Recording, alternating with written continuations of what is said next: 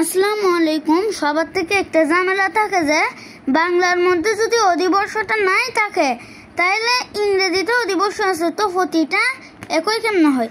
তাহলে এখানের মধ্যে যখন বাংলা 29 তারিখ থাকে, আমি এখানের মধ্যে ক্যালেন্ডার নেই, বাংলার মধ্যে যখন 29 তারিখ থাকে, বাংলার মধ্যে যখন 28 তারিখ থাকে, কোথায়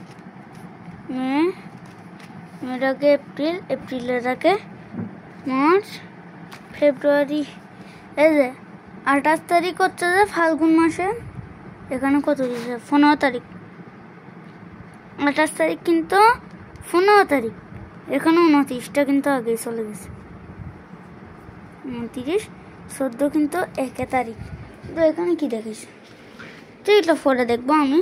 তো যাই হোক, তো 28 তারিখ কিন্তু একদিন বেড়ে যায়।